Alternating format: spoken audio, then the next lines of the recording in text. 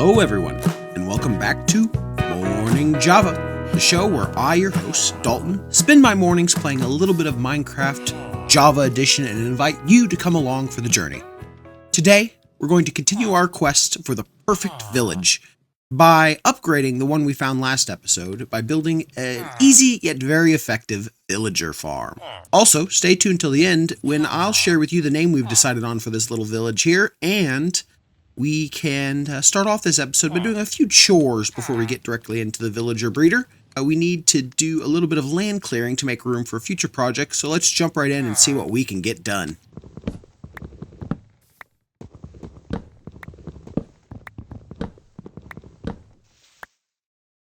Actually, on second thought, maybe this isn't the most exciting content. How can we make tree chopping more exciting?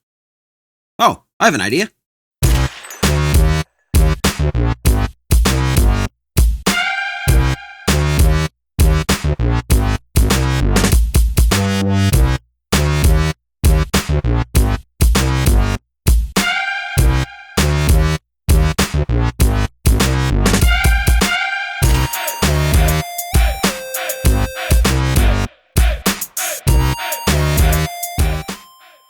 Well, I think that was okay. Maybe a bit much for the mornings, but, it worked out. And we now have ourselves a nice clear patch of land that we won't even be using today. Yeah, this is for something I'm hoping to work on in a following episode. But now that we have that done, why don't we go ahead and get ourselves jumped into building that villager breeder I was talking about. Should be a fun enough project. Alright, well, the villager breeder we're going to be building today is pretty simple, very effective, and doesn't really take all that much effort to build. It does require a few supplies. You're going to need some form of crop and a few beds in order to get this thing running properly, but honestly, we'll kind of run into it, and I will show you all the supplies we'll use on screen right now. We're going to jump into it. Today, we're actually going to build this in a more of a hidden villager breeder. I don't want this standing out too terribly much, as I don't think it'll be a permanent feature here. But we want to build it up so that we can use it for now and easily get access to it from the middle of the village and keep it relatively safe. We're actually going to build our villager breeder back here behind this lovely cherry tree in the little wall back here. Because, like I said, I want this to be safe, centralized, easy enough to get access to it. But I just don't need the villagers getting killed by mobs in the middle of the night, if that makes any sense. So what we're going to come in here and do is build out an 11 by 11 box effectively inside this wall, so that inside of that we can hide our villagers. We do need it to be at least 4 tall, as I believe that's how tall it needs to be in order for the villagers to properly, do the deed.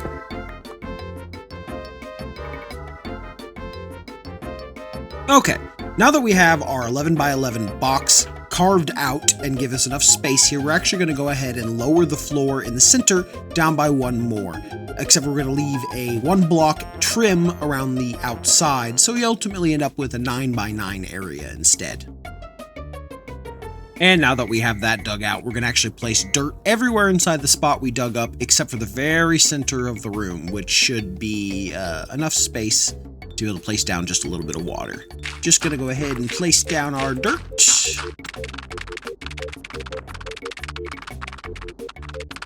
Yep. 2, 3, 4. 1, 2, 3, 1, 2, 3, 4. So there you go. Perfect. See, easy enough. And now that we have all that placed down, we're going to put water in the very center and a trapdoor on top of it so that our future residents don't fall into the water all the time. Right here. Pop. Take one of these trapdoors, place it right there. Boom, perfect. And then we're actually going to go ahead and quickly till out all of these spots. Okay, not bad, not bad. All dug out. We're going to have to put down some potatoes now. Doesn't have to be potatoes. This could be carrots. This could be wheat. It's whatever crop is available, but potatoes at the very least seem to be... Oh, that was weird. Why can't I place them there? That's very odd.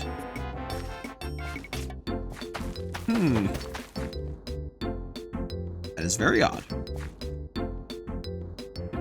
Light level, perhaps?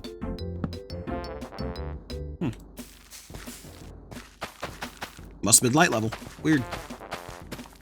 And, we are out of potatoes. So, we're gonna have to, like, breed this up for a little bit to get this fully, done and ready for villagers, but, this will at least give us something to work with for right now.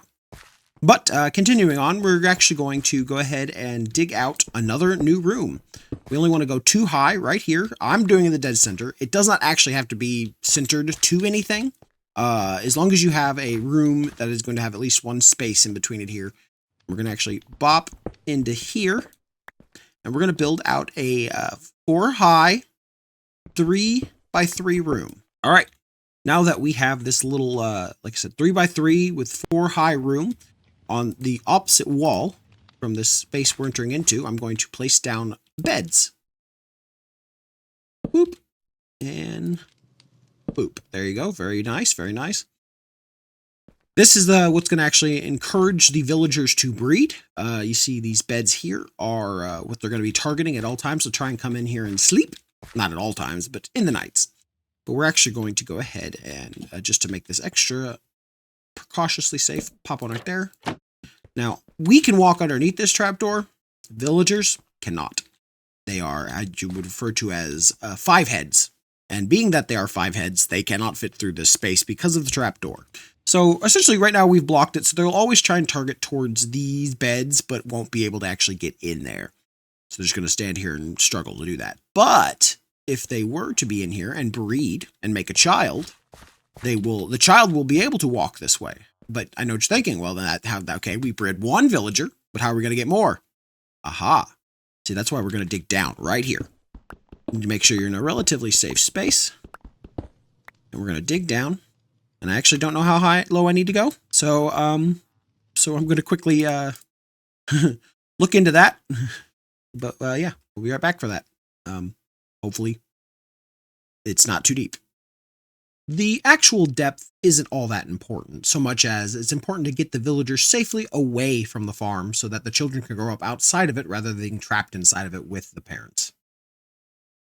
Easy peasy. We're going to go pop that right there. Door there, door there. We can come in here. They can't.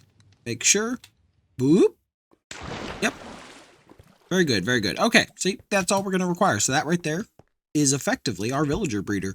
They're going to get dropped down here from up there, and then they'll be able to walk out and basically emerge and become able-bodied citizens, effectively. Should be simple enough, but now we got to get the villagers on the inside of the breeder, and that part can be a little bit more tricky. As you can see here, now we have our area cleared out with our crops starting to grow in the middle with the dirt we've placed down and the water in the center here. I will say something I didn't say at the time is you are going to need some form of light source in the center here because it seems that if it's too dark, the potatoes won't be planted, which is, to be fair, kind of counterintuitive to how I've experienced with potatoes in the past, but, you know, whatever. It doesn't really matter. We are now going to place down these 2 composters in either corner. It doesn't really matter where they go, so much as they're intended to entice our villagers into coming in here. Plus, it gives them something to do while they are trapped in here for all eternity. Or, you know, until I decide that it's time. I don't need a villager breeder anymore. But just to clarify here, we got our box built up here with a nice dirt in the center. We will ideally have a full thing of potatoes in here for our villagers to tend to when we get them in here. And as they're going around, they're going to think they have access to beds, which will be right over here. But in truth, their villager 5 heads will not allow them to continue on into that space, even if it was open. But the baby villagers that they will occasionally produce, because they think they have enough beds, will indeed end up falling straight down here, whoop, and end up walking out here and being part of the village's new whole. As you can see, I have safety / villager proof to this area a little bit so that they don't go walking down into my mine. And, you know, more importantly, it gives them access to the village and all the things that that can provide to them. But if you'll excuse me, I'm going to go quickly lay down before the monsters come and eat my face. And welcome back. I did a little bit of villager proofing over here just very quickly before we go ahead. And now we're going to try and get our villagers inside of our farm over here. As you can see, I've kind of decorated up this space a little bit, kind of increased it up. And we're going to open this up. I got my composters in the back.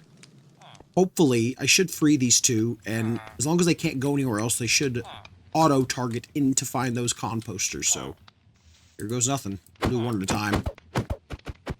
Yep, up. There he goes. Okay, cool. And what about you? You interested? Heck yes. Okay. So they're gonna make this. Oh, no. Excuse me, sir. You're not welcome that way. Okay, go ahead. Up. Yep. Beautiful. Okay, see? Easy peasy. We now have our villagers in the farm, and they are currently starting to take up their jobs as farmers and enjoying it. Well, I don't know if they're enjoying it or not, but I certainly hope they are. But since they're now both in here, we're actually going to do one more thing before we go any further. We're actually going to also put a trap door right here. That way, if I forget to close this in time, they actually won't be able to get out again because of the villager 5 heads. But now this place should be all set up. They should have all the crops they need. And I'm actually going to give them a bit of this bread here to get this started a little bit more. So just go ahead. Go ahead. You guys can eat up. Enjoy that. Yep, go ahead. Yep. Enjoy that bread. Go ahead and get it. Eat the bread. But this should entice them to start being a bit of a breeding. And we're going to go in here. And just real briefly here, we're going to... Oh, I don't need that there, but I'm going to actually just kind of put one there and put one there. That way, it's all nice and tucked away. We don't have to worry too much about it, but we're going to go downstairs after I... We're going to go downstairs after I pull out these excess spruce fences and see if we will get ourselves our first villager child. All right, let's see what we can find. Oh, we already... Look, I didn't even have a chance to come down here. We already have our first new citizen. Hello there, child. Oh, you don't have eyes. So for some reason, children don't have eyes with this texture pack I'm using, so I'm not going to worry too much about it right now. But... yeah, the first of our children are produced. They are now an able-bodied citizen. Now, hopefully, that means we should start getting at least one, if not 2 of those a day. So that's pretty much it. Honestly, the villager breeder came together really quickly and quite nicely. Hopefully, we'll cut 2 and we'll see how many villagers we can get, start populating this place out. Yeah, we'll go from there. And we've had a little bit of time. We've got a few villagers out from this villager breeder so far, and it's still continuing to produce. So all we have to do is give it more time, and eventually our whole little village here will be fully populated with villagers running around, all excited to see what's here. We have a new Fletcher and a new toolsmith, which have been a nice addition to the village, and hopefully will begin to flesh out over time here. But that is about all the time we have for today. But before I go, I do think we should share the idea of the name for our village here. A suggestion by Dalton was to call the place the Timber Valley Village, and I really like that suggestion. However, it's not 100% accurate, because technically we're more of a, not a valley as much as a ridge. So I think I'm going to go with that for the name. We're going to use Dalton's name suggestion and combine it with our own here. We're going to call this Timber Ridge Village. And I think that's quite a good fitting name. What do you think? Let me know in the comments what you think the name of this village should be. And if you have any suggestions for names for these new villagers. We're going to have a lot of villagers running around here soon, and I'm going to need some names to keep them apart from one another. And that will be just about all the time we have for the rest of today.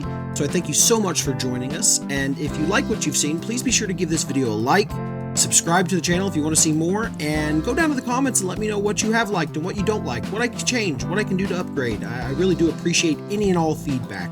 But still, I appreciate you for joining me, and thank you much, and always remember to come back for some more Morning Java. Bye!